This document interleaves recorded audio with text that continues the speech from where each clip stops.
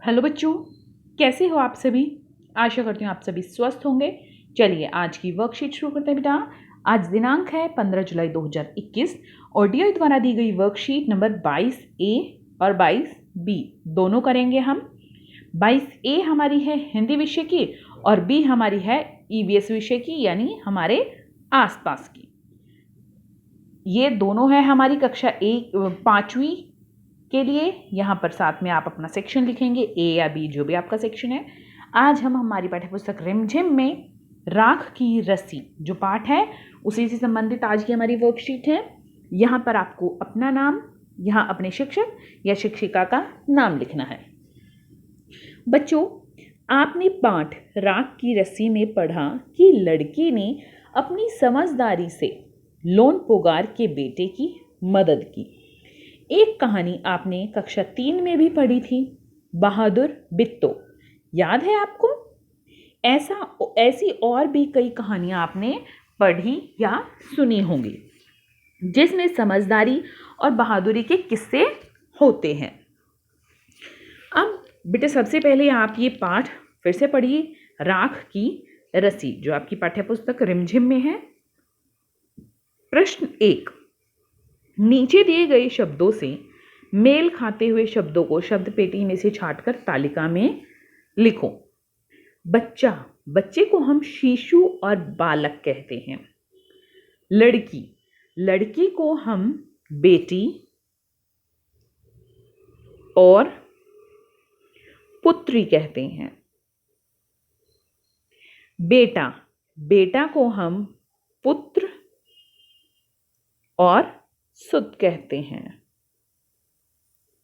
मदद, मदद को हम सहायता और सहयोग कह सकते हैं। तो क्या क्या थे देखो, बच्चा, शिशु और बालक, लड़की को बेटी और पुत्री, बेटा को पुत्र और सुत, मदद को सहायता और सहयोग। प्रश्न 2, बच्चों, एक लड़की रीना कक्षा 5 में पढ़ती है। उसके अध्यापिका ने उसे राख की रस्सी पाठ पढ़ाते हुए पर्यायवाची शब्दों के बारे में बताया था कि समान अर्थ वाले शब्दों को पर्यायवाची शब्द कहते हैं। जिनके अर्थ एक जैसे हों उनको हम पर्यायवाची शब्द कहते हैं। रीना के द्वारा लिखे गए गद्यांश में कुछ शब्द मिट गए हैं। क्या आप इन शब्दों को सही जगह पर लिखकर गद्यांश को पूरा करने में रीना की मदद करेंगे? बॉक्स में दिए गए शब्दों की मदद ली जा सकती है। तो बॉक्स में क्या क्या शब्द हैं? पेड़, व्याघ्र, पानी, जंगल, रात। अब हम नीचे गद्यांश जो लिखा है वो पढ़ते हैं। एक राजकुमारी को घूमना बहुत पसंद था।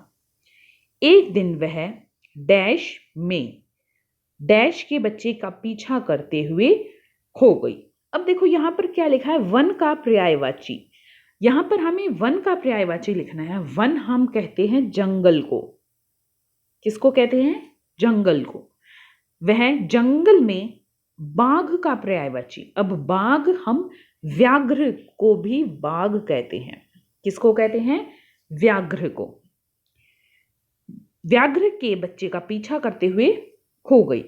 रास्ते में उसे एक चमकता हुआ डैश दिखाई दिया। यहां पर वृक्ष का पर्यायवाची लिखना है। वृक्ष को हम कहते हैं पेड़। उसने सोचा कि वह बैठकर डैश पी ले और थोड़ा आराम कर ले। अब यहां पर जल का पर्यायवाची लिखना है। तो जल हम बोलते हैं पानी को। थोड़ा पानी पी ले। वहां आराम करते हुए उसे नींद आ गई और जब उसकी आंख खुली तब तक डैश हो चुकी थी। यहां पर रात्रि का पर्यायवाची लिखना है। तो अब रात्रि हम बोलते हैं रात को। एक बार इस पैराग्राफ को हम दोबारा रीड करते हैं जो ये हमारा गद्यांश है। एक राजकुमारी को घूमना बहुत पसंद था।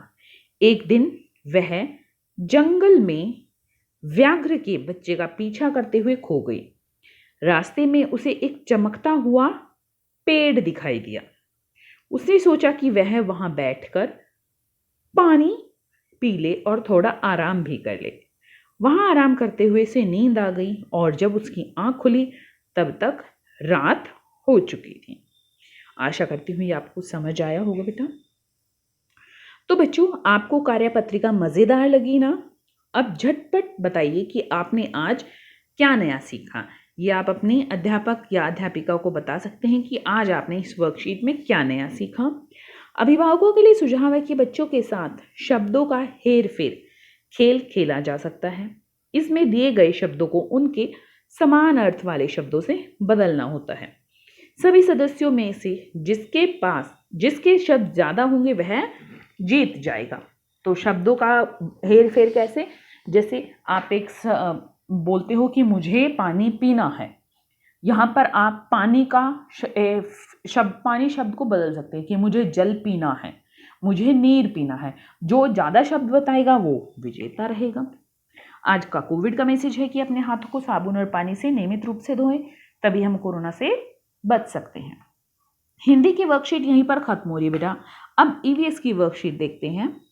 ये देखिए बेटा, ये है हमारी ईवीएस की वर्कशीट 22B 22B क्लास 5 के लिए।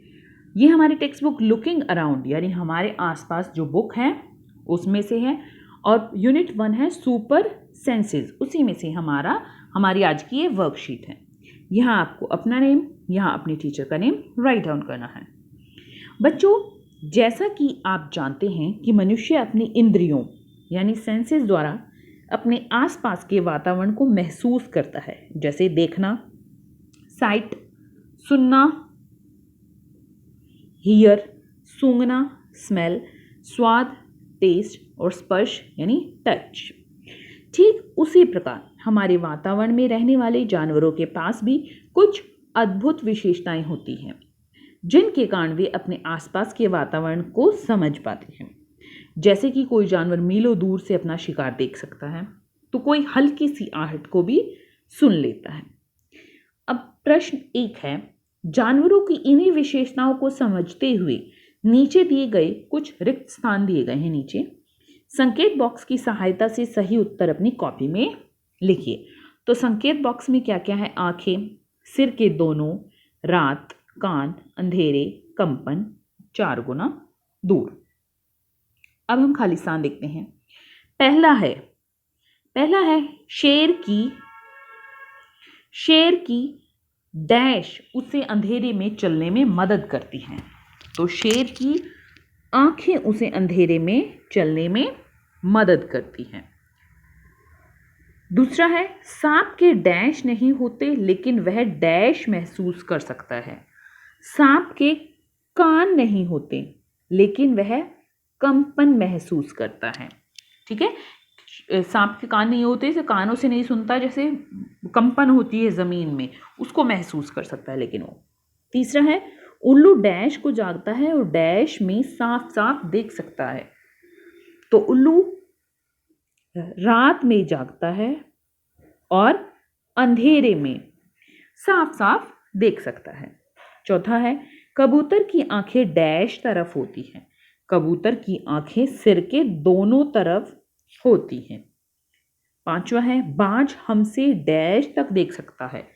बाज हमसे 4 गुना दूर तक देख पाता है। बाज की बहुत तेज नजर होती है, वो बहुत दूर तक देख पाता है। तो यहाँ पर हमारे ये पहला प्रश्न पूरा होता है। अब देखते हैं दूसरा। नीचे कुछ जानवरों की विशेषताओं का विवरण दिया गया है। जानवर की विशेषता का मिलान संबंधित जानवर के साथ कीजिए और सही उत्तर अपनी कॉपी में लिखिए। तो क्या है यहाँ देखते हैं बेटा। पहला है, मैं तरह तरह की आवाजों द्वारा पानी में चेतावनी देती हूँ। तो कौन है ये है हमारी डॉल्फिन। जो हमारी डॉल्फिन होती है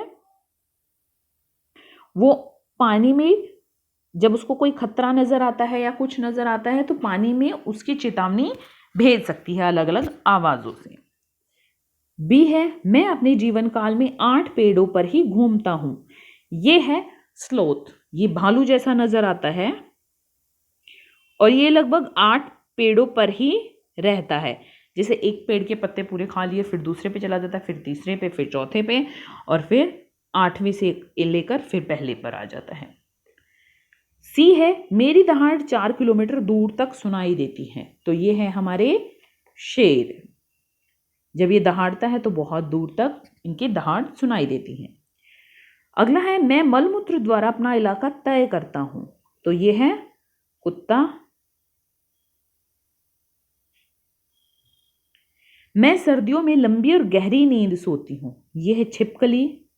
आपने देखा होगा कि सर्दियों में छिपकलियां बाहर कहीं नहीं दिखती हैं। अब गर्मियों में, अब जैसे जो मौसम आ रहा है इसमें बहुत सारी छिपकली और उसके बच्चे हमें दिखाई दे रहे हैं, लेकिन सर्दियों में ये छिप जाती हैं और गहरी नींद लेती हैं। अगला है बेटा तीसरा प्रश्न, जानवरों व पक्षियों की विशेषताओं को ध्यान में रखते हुए नीचे दी गई तालिका को पूरा कीजिए। अब विशेषताएं क्या क्या है? सुनना, सूंघना, देखना, यानी इन जानवरों में से किस जानवर को तेज सुनता है, ज़्यादा दिखाई देता है, या उसे ज़्यादा खुशबू या बदबू आती है, यानी उसकी सुनने की क्षमता ज़्यादा है। चींटी, चींटी को क्या है? चींटी को सूंघने की क्षमता चींटी की बहुत होती है। अगर कहीं पर थोड़ा सा भी मीठा कुछ गिर जाता है तो वहाँ पर बहुत जल्दी चींटी आ जाती है, तो उसे सूंघने की क्षमता बहुत तेज होती है। चील, चील की देखने की क्षमता बहुत तेज होती है। ठीक है, इसको बहुत दूर से दिखाई देता है चील को।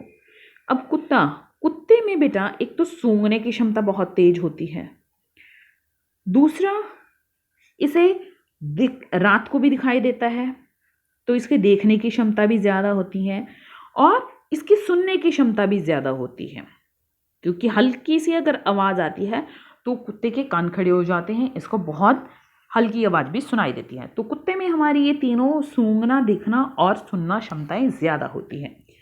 अगला है चमगादड़, चमगादड़ को देखना क्योंकि इसे रात में भी दिखाई देता है। हाथी, हाथी को सूंघने की क्षमता ज़्यादा होती है। वैसे हाथी के कान बहुत बड़े बड़े होते हैं, लेकिन हाथी के सुनने की क्षमता कम होती है और इसके सूंघने की क्षमता ज़्यादा होती है। तो अब आगे देखते हैं।